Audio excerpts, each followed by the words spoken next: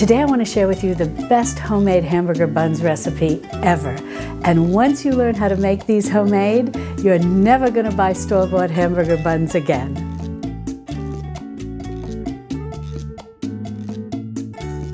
Hi sweet friends, I'm Mary and welcome to Mary's Nest, where I teach traditional cooking skills for making nutrient-dense foods like bone broth, ferment, sourdough, and more. So if you enjoy learning about those things, consider subscribing to my channel. And don't forget to click on the little notification bell below.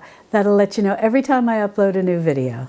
Well, this hamburger buns recipe is perfect for beginners as well as experienced bakers. But for the beginners, I'm going to be walking you through this process step by step, so you're going to find it very easy to follow.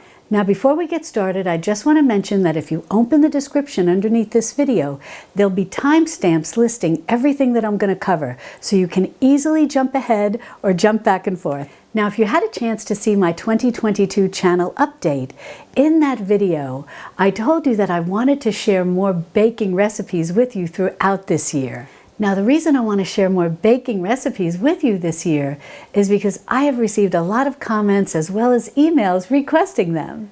So many of you shared with me that you really found the recipe that I shared for making sandwich bread so easy, and now you're no longer buying sandwich bread at the grocery store, and that brings so much joy to my heart. So throughout this year, I want to share more easy bread baking recipes with you. And I want to start with those that involve yeast, and then we're going to move and get a little more advanced and start making more sourdough breads. And I'll also be sharing with you how to make sprouted breads, which many of you have requested. So hopefully by the end of this year, we can all claim that we're experienced home bakers. Now, to make this hamburger bun recipe, we're going to simply be using all-purpose flour that's very easy to find at the grocery store. However, many of you have shared with me that over the last year, you've purchased grain mills, and you'd like to see me demonstrate a recipe where I actually grind grain, in this case, whole grain, whole wheat berries, into flour, and then how to sift it out, or sift out the bran and the germ to make an all-purpose flour. So I'm going to start with that today. But if you're just already starting with all-purpose flour that you purchased at the grocery store, you can easily check the timestamps below and jump ahead. Now, you may have purchased various types of grain mills. I use a mock mill that I love, and I know many of you have shared with me that you love it too. And I purchased this. This is not a sponsored post. I did purchase this. I did a lot of research, and I was so happy with it. I have been so happy with it that I contacted the mock mill company and asked them to give me a discount code for my viewers. So if you're interested in a grain mill and you're doing your research and you eventually may decide on buying a mock mill, be sure to check the description underneath this video where I have that discount code link. Now, if you are starting with whole grain and you're going to be grinding this in your grain mill, you can basically use any of the whole grain wheats available to you. Now, if you are starting with wheat berries, you basically can use any of the wheat berries that are available to you. You can use red wheat berries, you can use white wheat berries, both which are modern wheats. You can also use some of your ancient wheats. You can use einkorn berries, you can use spelt berries, and you can even use kamut berries if you want. The bottom line is whatever wheat berry you're grinding into freshly milled flour, we will be sifting out the bran and the germ to make an all-purpose version of that flour. And the reason that we're going to do that, because in this particular recipe, I'm showing you how to make a very basic but delicious homemade hamburger bun. And I want it to be as similar as to what you may find at the grocery store instead of a whole wheat hamburger bun. And the reason I do that is because I know many of you are at the very beginning of your traditional foods journey, moving from hopefully stopping to buy a lot of processed foods and moving more to creating a traditional foods kitchen where you make more things homemade. And just like when I shared the sandwich bread with you, the first one I shared with you was in essence basically a white sandwich bread made from all-purpose flour or bread flour that had had all the bran and the germ sifted out of it, and was very similar to what you could buy at the grocery store in the plastic wrap in the bread aisle. Once we mastered that, then I showed you how to make a whole wheat sandwich bread. But I find that it's very important when you're just learning how to make bread that you start very simply using an all-purpose flour or using a bread flour to start making your home-baked goods. Also, if you're transitioning your own palate or your family or friend's palate from a processed foods kitchen to a traditional foods kitchen, the more familiar the foods are in the beginning as you're on this journey, the easier it is to ultimately make the transition to more whole grain breads. And what I show you is to do this little by little. You'll start with your all-purpose flour bread, and then you'll move up to incorporating a little bit of whole grain flour in your next loaf, and then a little bit more whole grain flour in the loaf after that, to the point where you're getting to a bread that's almost 100% whole grain flour.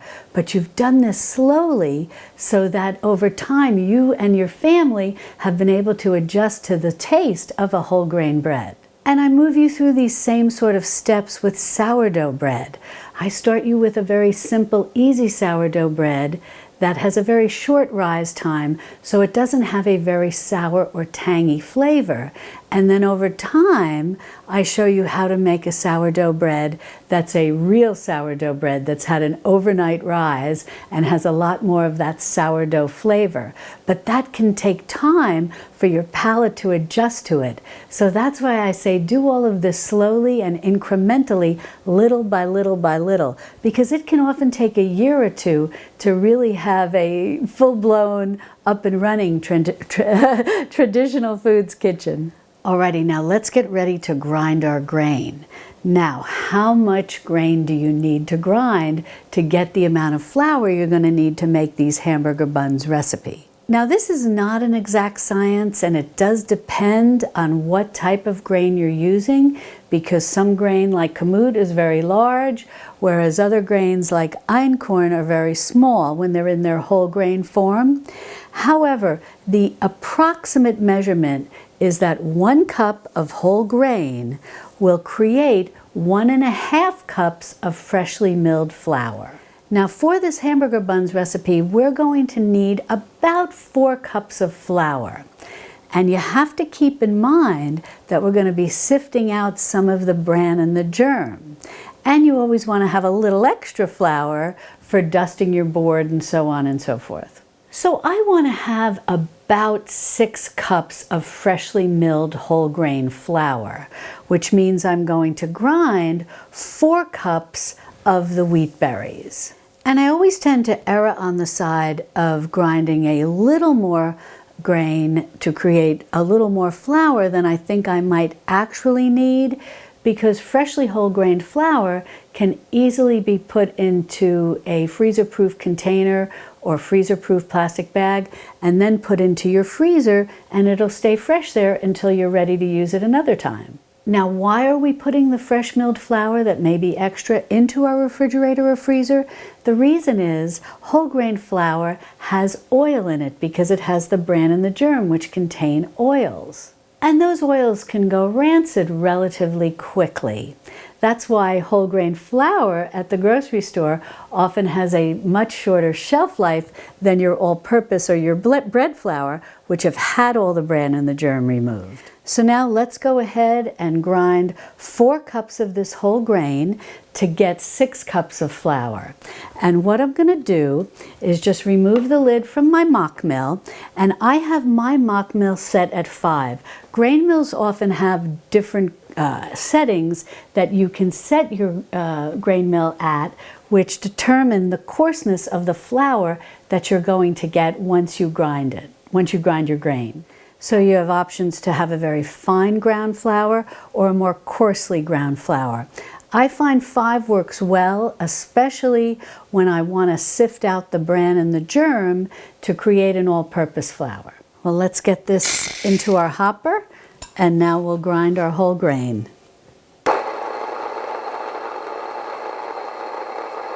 Well, I ground all my whole grain, and now I have this beautiful bowl of whole grain flour.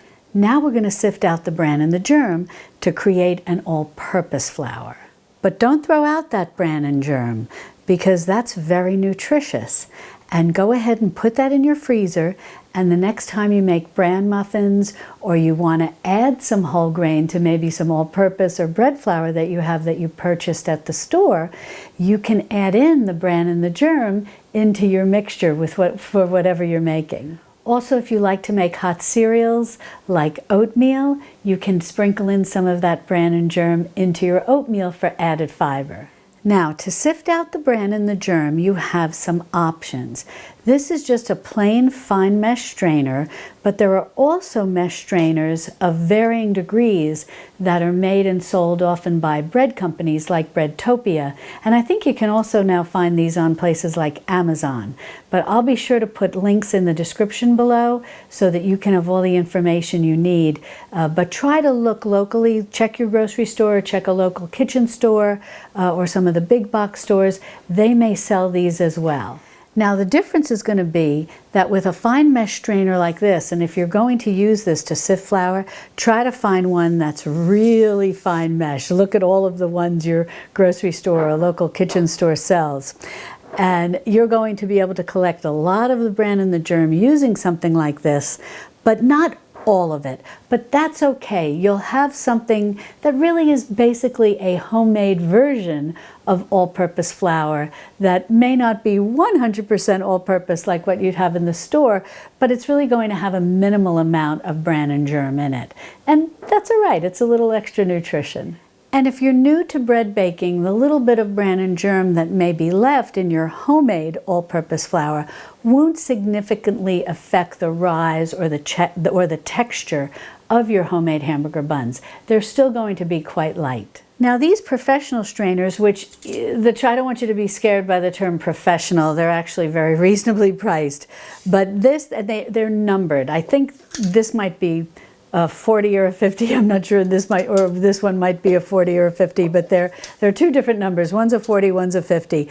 And this one is incredibly fine. And I actually bought these as a set, and I'll be very honest with you, I rarely use this one that is so fine.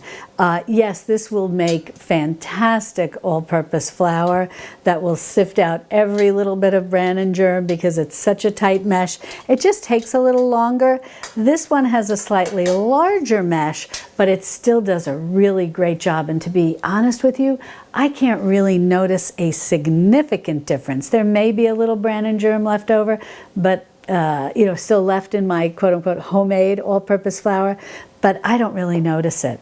Now, if you have one of those old-fashioned sifters, it looks like a cylinder, almost like a pitcher, and it has a handle that you open and close like this, and that will sift your flour, well, you can also use that to sift out the bran and the germ. Now what I'm going to do, since most folks probably have a mesh strainer like this, I'm going to start sifting my flour with this mesh strainer so you can see exactly what the texture looks like if you wind up using something like this. So I'm just going to start with a cup of our whole grain flour, and all I'm going to do is just gently shake this out, and I'll show you what's left over. Now, keep in mind this works really well, this whole process, if you have a nice big bowl, so you don't get the flour dust everywhere. So out of that 1 cup of flour, you can see I've got a fairly good amount of bran and germ here in my sifter and my mesh strainer. And then I'm just going to go ahead and put that in another bowl, and I'm just going to continue with this process until I've sifted all of this using my mesh strainer. So here is my flour that's been sifted with the mesh strainer, and here is the bran and germ that I was able to sift out of it. Now what I'm going to do is transfer this flour back into this other bowl, and then I'm going to sift it using the baker's sifter and show you the difference. Now what I was able to sift out with the mesh strainer was a little less than a half a cup of the bran and the germ. Now we'll use this baker's sifter, and we'll go ahead and start sifting again, and we'll see how we do with this. Now when I use the common mesh strainer to sift our flour, our freshly ground flour, I was able to get out about a half a cup of the bran and the germ, a little less than half a cup. And then when I re-sifted everything using the baker's sifter, I was able to sift out a little less than a full cup of the bran and the germ. And you'll notice that the flour looks much lighter in color since we were able to sift out that additional cup, or almost a cup. But don't worry if you don't have one of these. You can go ahead and re-sift your sifted flour, with which you got out about a half a cup of the bran and the germ, using your mesh strainer, and you may find that you'll get out some more bran and germ as well. But I just wanted to show you some options and show you exactly what the bran and the germ is going to look like when you sift it out, and what the difference in your flours is going to look like.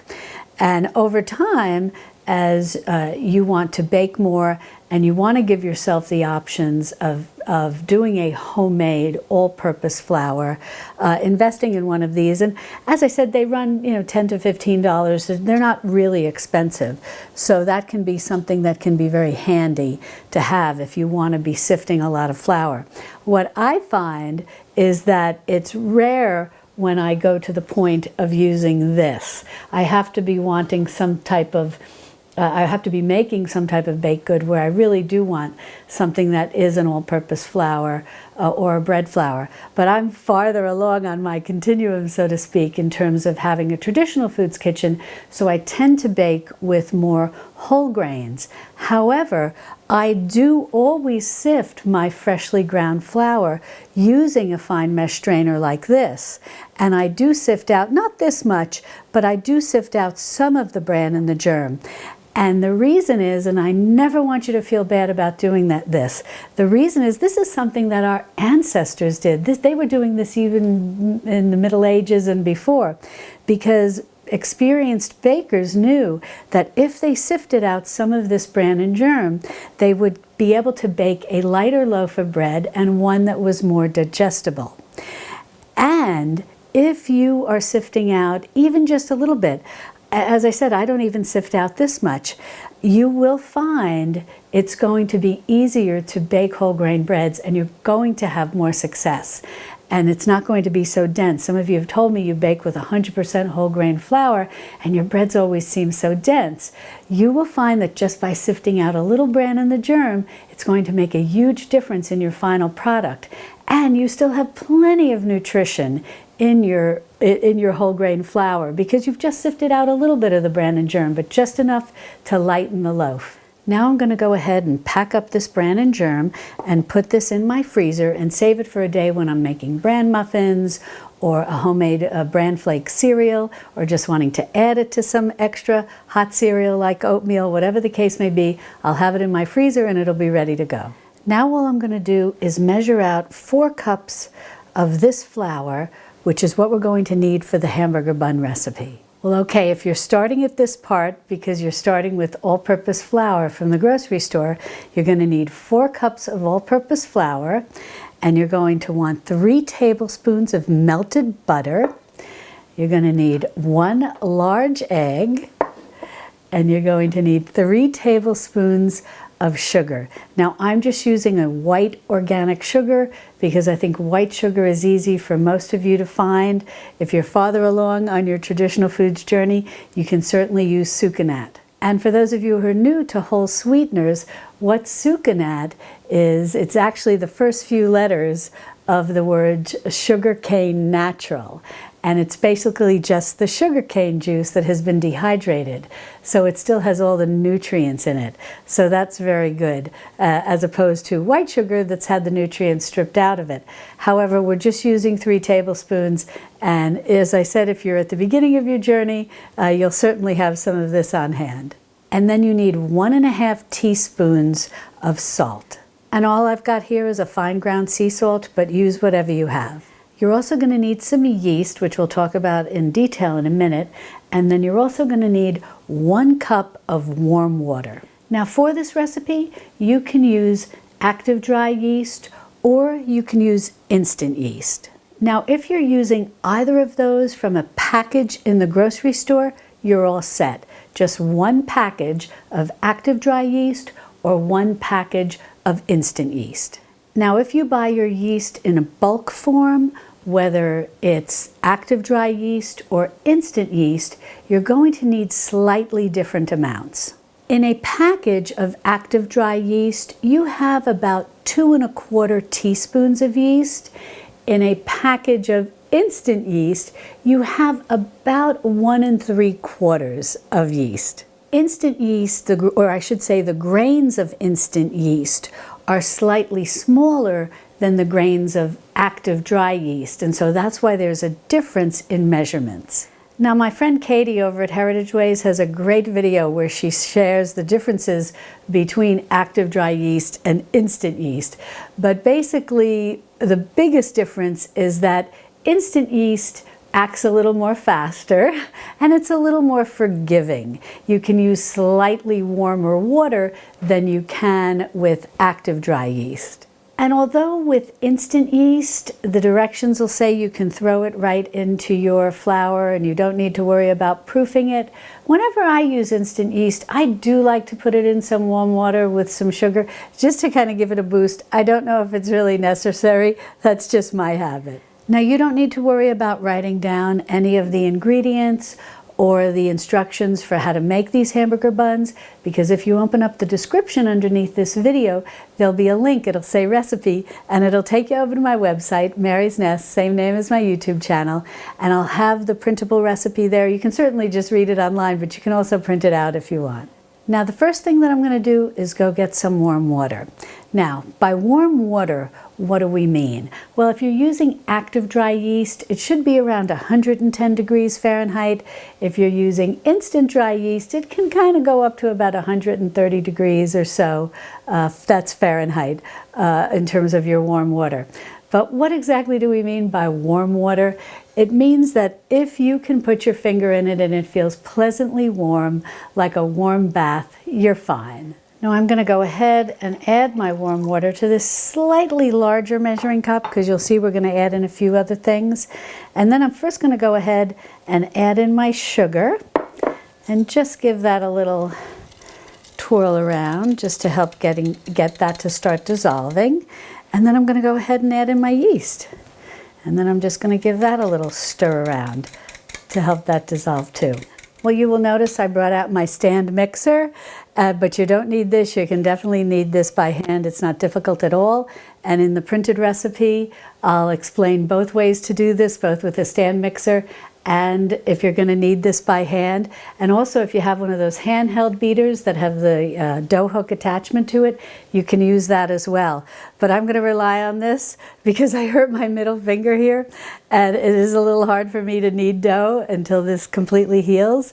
But I do have a video where I show you how to knead bread, and it's not difficult. There's really not, I don't personally think, in my humble opinion, as I say, there's any real science to it.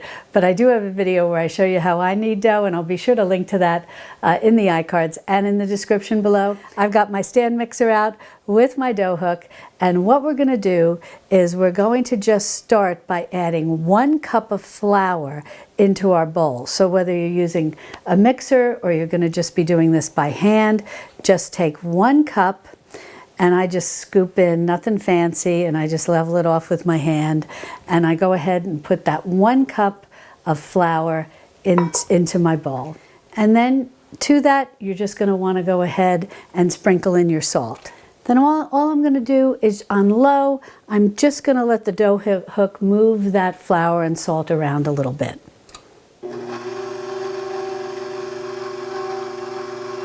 Next, what we're going to do is take this egg, I'm just going to crack it right here in the bowl, and we're going to add that to our yeast mixture.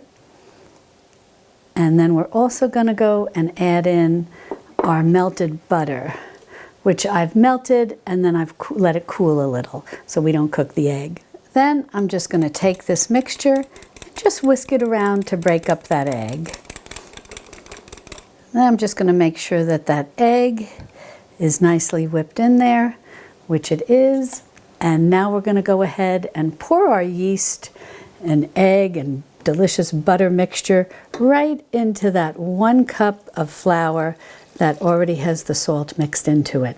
And I like to just distribute the salt with the flour as opposed to putting it in right into the measuring cup with the yeast, just to give the yeast a little chance to kind of kickstart and start bubbling and whatnot without being impaired by the salt. Sometimes salt can impair the yeast a little bit. So now I'm just going to go ahead, and again, you could use the balloon whisk if you wanted and then transfer to your dough whisk. I don't really bother with that. I find it a lot of work. But I'm just going to go ahead and mix this yeast mixture in with that 1 cup of flour. And if you're doing this in a bowl, you would just mix it right into your bowl. Just use a wooden spoon, a spatula, whatever you have, or one of those clever Danish dough whisks that work very well for this process, and just mix it up.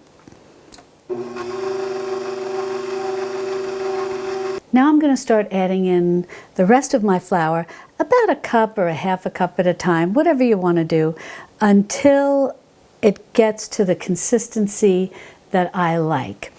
And we're going to just start with 3.5 cups of flour. I told you you're going to need 4 cups. Depending on the weather in your area or the conditions in your kitchen, you may wind up needing a little more flour, but basically what we're looking for is somewhat of a kind of a wet, sticky dough. And I find it usually takes about 3.5 cups of flour, but it's always nice to have that little extra as your insurance policy available to you to add if you need more. And if you're going to be kneading on a board, when you remove your dough from a bowl, it's nice to have a little extra flour to dust your board with. So you should be all set with the 4 cups. Alrighty, well, I'm going to go ahead and add in 1 cup. This is a half cup measure. I just find it a little easier to work with this mixer. And then I'm just going to go ahead and start mixing this up until I incorporate as much flour as I think looks good. And then I'll show you what the dough looks like. Well, I've added a total of 3.5 cups of flour, and I've mixed everything up. And now I have a nice wet shaggy dough. That's the exact texture that or consistency that you're looking for. Now, once you reach this point, we're going to knead this in the stand mixer for 5 minutes on low.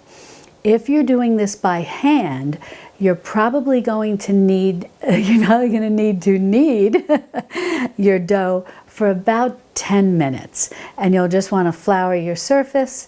And if for any reason you find that your dough does feel very dry and doesn't have the wet, shaggy consistency that I showed you, instead of flouring your board, simply wet your hands and start to work in the moisture from your hands into your dough as you knead it. So about 5 minutes in a stand mixer, or if you have one of those handheld mixers with a dough hook, and about 10 minutes of kneading if you're going to do it on a board. So now we'll knead this on low for about 5 minutes.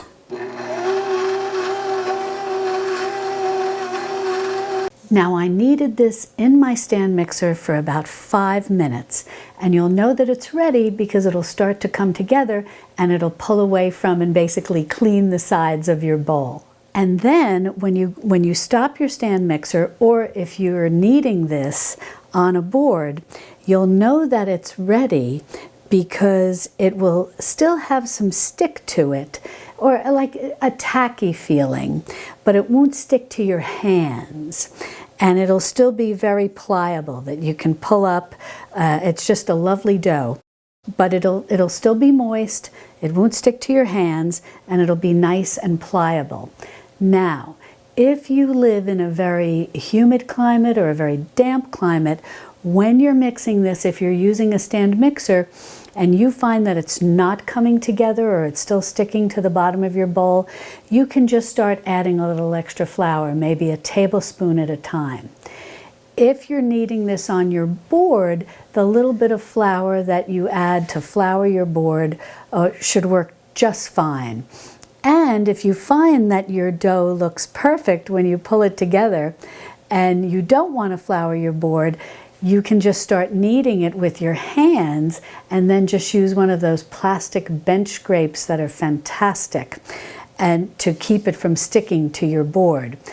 But if you find it's a little dry, just wet your hands. So this is very forgiving. This dough is very forgiving, so you don't need to worry if it doesn't seem perfect to you. It's going to come out fine in the end. Now, if you've kneaded this on a board, you're just going to go ahead and want to put this into a bowl, put a little olive oil in the bowl, and then just toss your dough around in that. I'm just going to go ahead and pour a little olive oil right on top of my dough, and then I'm just going to move it around in this bowl. Now I'm just going to take a little piece of plastic wrap. You can use whatever you have. You don't need to cover this loosely. If you want, you could also just use a tea towel or a flour sack towel that I'm fond of using, or a little aluminum foil. Whatever the case may be, you're just going to cover this loosely, and if you do use a towel, just put a little flour on the top so that of the towel that it'd be facing down onto the dough so it doesn't stick as it rises, depending on the size of your bowl. Now we want this dough to double in size, so what we want to do is put it in a warm place that's undisturbed for about 2 hours. If you have a proofing option on your oven, you can use that. I also will just put it into my oven, turned off, with nothing on but the electric light. That works great too. It'll also work great if you have a pilot light. Another nice warm place is on top of your refrigerator. Now I'm just going to reserve this little bit of flour that I have that I didn't use, just in the event that we need it later. And this extra flour I have from grinding our whole grain, I'm going to go ahead and put this in a nice freezer-proof bag, and I'm going to put it in my freezer, and then when I need some freshly ground flour, whether for breading something, if I'm going to fry up something, or just to add to additional flour to use to bake something, I've got it handy and it's in my freezer, staying nice and fresh. Now, technically, because this has had a lot of the bran and germ sifted out of it, it is a homemade all-purpose flour, so we could leave it on the shelf in our pantry, because technically all-purpose flour is shelf-stable. However, since this is a homemade all-purpose flour, and we may not have sifted out every little bit of bran and germ, I don't want that bran and germ to go rancid, so that's why I like to store it in my freezer. And as I said with the bran and germ that I also put in my freezer, you can also put this in the refrigerator. It just will last longer and stay fresher in your freezer. But if you think you're going to use it in a day or two, putting it in your refrigerator is fine too. And I just want to say I really like using this stand mixer. Mine is quite old, probably about 24 years old maybe. It was given to me as a gift by my husband in the early years of our marriage. And it can be a wonderful time saver, especially as you get older and maybe you're getting tired kneading and whatnot. But they come in all different types of varieties. I think back when I got this, there wasn't as much of a variety of stand mixers and colors and whatnot like they have today. So definitely look into one of these. I've been very happy with mine. And as I said, it was a gift. This isn't a sponsored post. I just have found this very useful. And if you find that you really like baking and you're going to be doing a lot of baking and you're going to be doing a lot of breads that require kneading, this can be very helpful. It can also be helpful if you leave it out on your counter. You can whip cream, you can make cookies, and everything can go pretty quickly, and really all you have for the cleanup is the mixing bowl and whatever attachment you used. So you may find something like this useful, especially in a traditional foods kitchen, because it also has an attachment on the top here that you can add a meat grinder to, and a vegetable spiralizer. And they even have grain mills, and I believe Mock Mill makes one that you can attach right to your stand mixer if you have one that has one of these little openings on the front. They also have pasta makers, so it can really become quite the all-purpose equipment. But I want you to know, don't worry, even though the hamburger buns require some kneading, because hamburger buns overall just do better as a kneaded bread. But as I've shared with you with my sandwich bread, which was no knead, I have a lot of recipes for no knead breads. I really like the ease of them, and I will definitely be sharing more no knead breads as we go throughout this year, where we focus a lot on baking. Well, my dough has doubled in bulk and it looks terrific. Now, a good way to know that your dough has actually doubled in bulk is to do something called the finger poke test. And all you do is take 1 or 2 fingers and just quickly, boom, poke your dough. You're not going to go much past your nail bed. And if the dough bounces back right away, that means it's not risen enough and you need to give it a little more time. If the dough slowly starts to come back and become more even with the top of the dough, then it's perfect. And if it doesn't slowly move back and just stays indented, don't worry, it's not the end of the world. That sometimes may indicate that it's maybe over-risen a little bit. But truth be told, it really doesn't make a significant difference to a home baker, maybe 10% one way or another, and anyone that you're giving home-baked bread to isn't going to notice it in the final product. So I don't want you to worry. If you follow the time frames for rising, then you're going to be in good shape. And you can certainly do the finger poke test just to give yourself some assurance to make sure that you've let it rise long enough. Now, one point that I want to mention is if you're using active dry yeast, there's a good chance you'll need that entire 2 hours for your dough to rise, especially if you're baking like this right now in January, when even finding a warm place can sometimes still be a little cool. However, if you're using the instant yeast, you're probably going to need less than 2 hours. So you'll want to check. You basically want to start checking your dough at 1 hour to 1.5 hours and see if it's risen to a good point. And a good point basically means it's doubled in size, and you can either eyeball it or you can use the finger poke test to give yourself a sense of security. Now, I just want to mention, I know for some of you who are new to baking, you may find the concept of the finger poke test a little confusing. You know, is it moving back? Is it not moving back? Did it pop back? As I said, 10% one way or the other isn't really going to make a big difference, and I don't want you to worry too much about it. But what I've done is to try to show you up close one finger poke test that I've done where the hole is still a little indented, and then the other one that I had done a little earlier that's already starting to come back and become even with the top of the bread. And it doesn't happen immediately. As I said, it kind of slowly comes back. If it were to bounce back, no, then it's not ready and it does need a little more rising time. But hopefully that'll help you understand what I'm explaining. Now what we're going to do is just pull this dough out of our bowl, and I've floured my work surface here. I have a cutting board that I like to put dough on, and this is that plastic bench scrape I was talking about. If you don't flour your board, if you feel you want to, especially when you kind of do no needs and you may be working with it a little bit, shaping it, and you really don't want to add any extra flour, this works great from keeping it from sticking on the board. But I'm just going to pull this out of my bowl here. It's a beautiful dough. You're going to find that it is on the wetter side, and it's a little sticky. I shouldn't say sticky, it's tacky. But don't worry about that, because that's exactly the proper consistency that you're looking for. Now, what we're going to do is just pat this down into a rectangle that's going to be 5 inches by 10 inches and about a 1/2 inch thick. Now, I like to just do this with my hands, but if you want, you could certainly use a rolling pin. I just find that it's a little easier to work with. I can stretch it a little and get it into the shape that I want. Now, once you get it into a rectangle, as I said, about 5 inches by 10 inches, but don't worry, it's not an exact science, and you just want it to be about a 1/2 inch thick. You're going to take a knife, or my bench scrape works great for this, and we're going to cut this into 8 equal pieces. And also, what you want to do is get your baking sheet ready. And I've just got a baking sheet here that I've lined with some parchment paper. Now, if you have one of those silicone baking mats, that works great too. If you don't have either and you're just using the plain baking sheet, just grease it a little bit.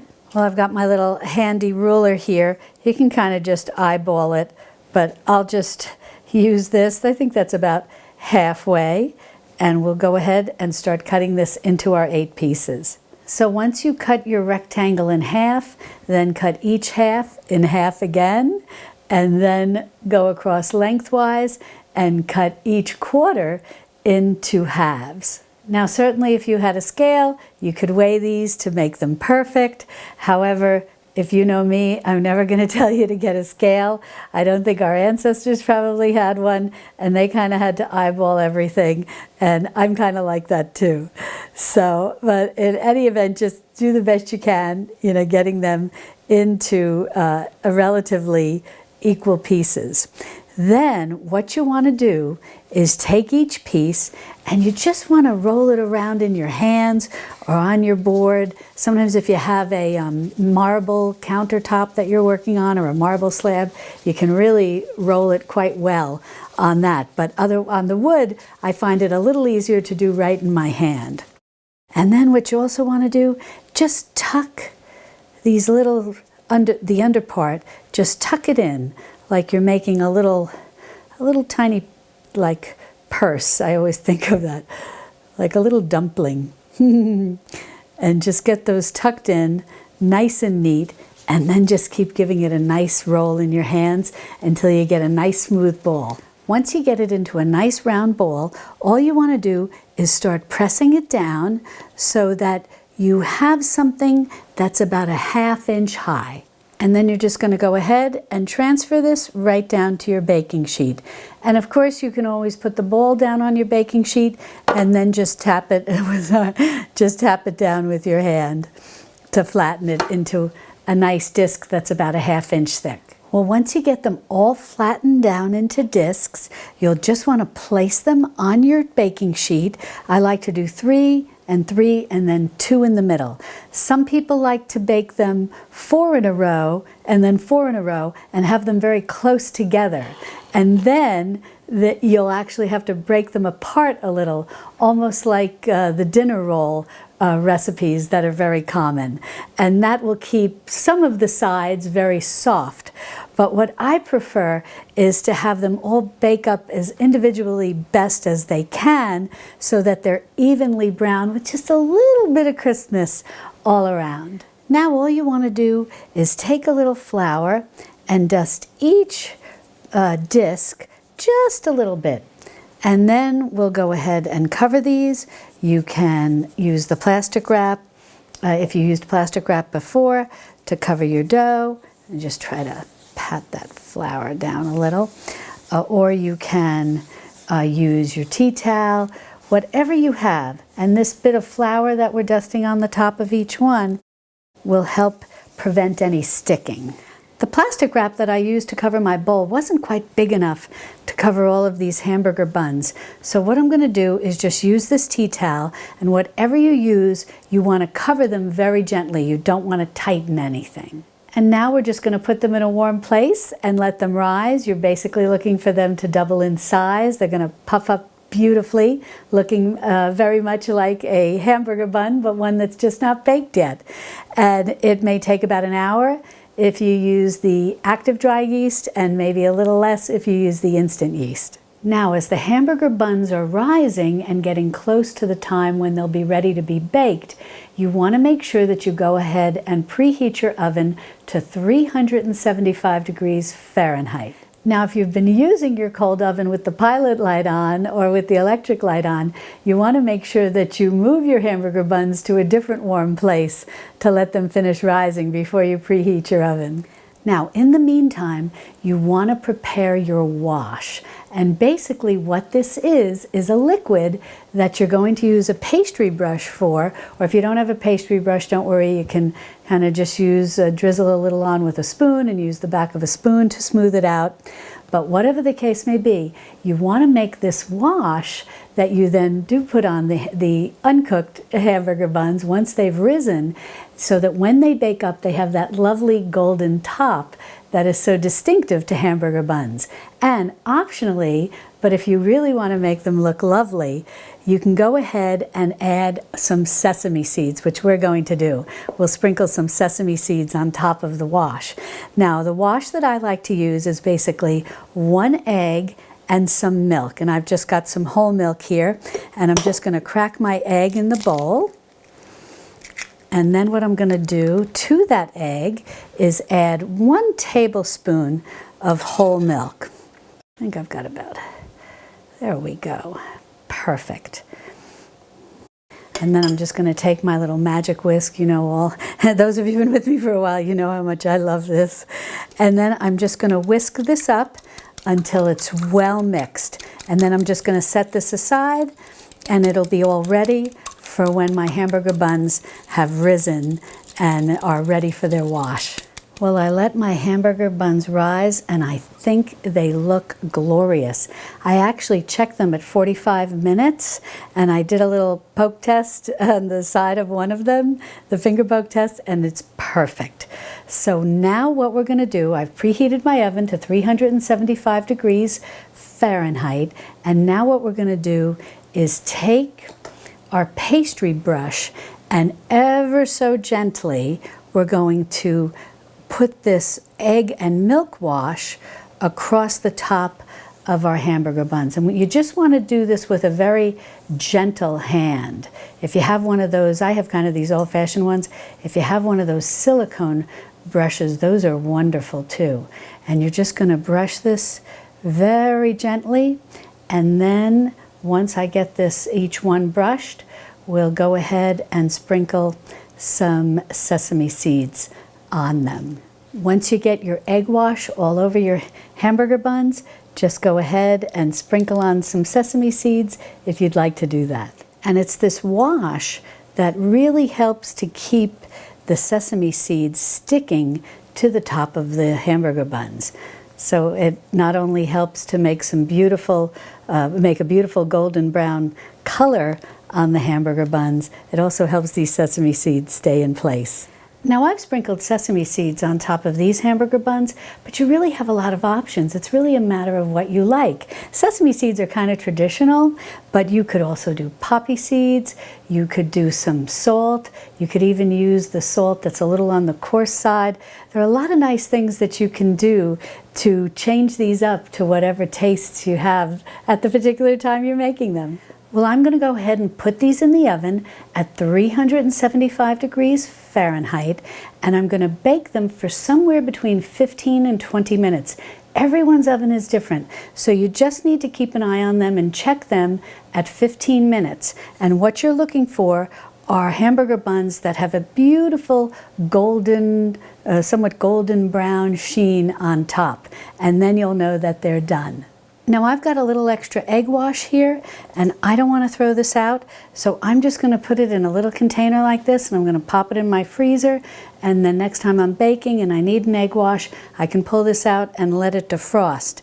If you don't have a little container like this, you could always put it in a little bit of an ice cube. If you have an ice cube tray, you could just use one of the cubes. Just cover it with a little plastic wrap so it doesn't pick up any freezer odors. And then once it's frozen, you can pop it out and just wrap it up in a freezer-proof bag.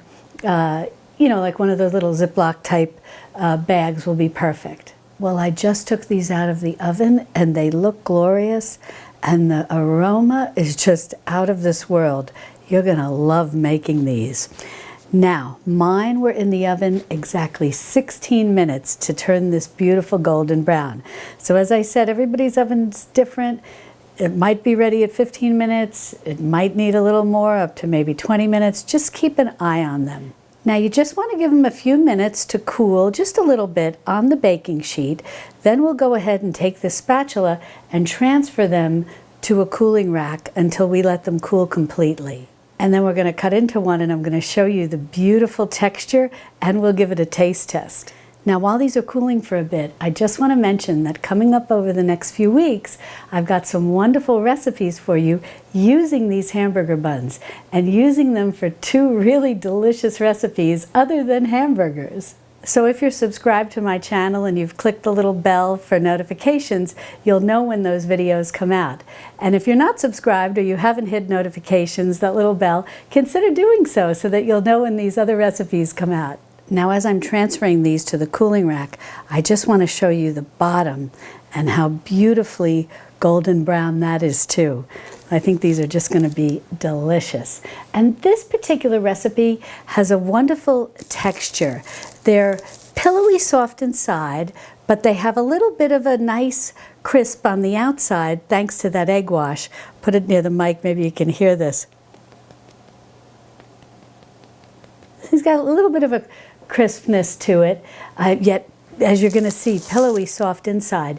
Yet they're nice and sturdy. They hold up to the juiciest of hamburgers or any other type chopped meat dishes that you would want to serve these with, or even just for sandwiches. Well, I've let these cool, not completely. If you've been with me a while, you know from some of my other baking videos, I don't always wait until everything's completely cool. It's just so hard when you have homemade bread of any kind. Alrighty, well I've got a serrated knife here, and I'm just going to go ahead and cut into this bun as though we were going to actually put a hamburger on here. But don't worry, because coming up over the next few weeks, like I said, I've got some real fun videos for what we're going to do with these. Oh my gosh, look at this.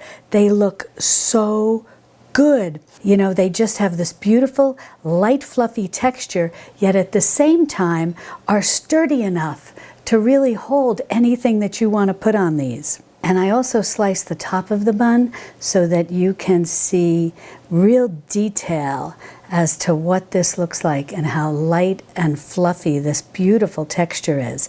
Now, the moment of truth. Let's give this a taste. Mmm. Mmm. Pillowy soft, yet with just the slightest bit of chew. Exactly what you need for a hamburger bun. Now, if you've enjoyed learning how to make these homemade hamburger buns, be sure to click on this video over here, where I have a playlist showing you how to make all kinds of bread, including that wonderful no-knead sandwich bread, which is going to be the easiest bread you'll ever make. And I'll see you over there in my Texas Hill Country Kitchen. Love and God bless.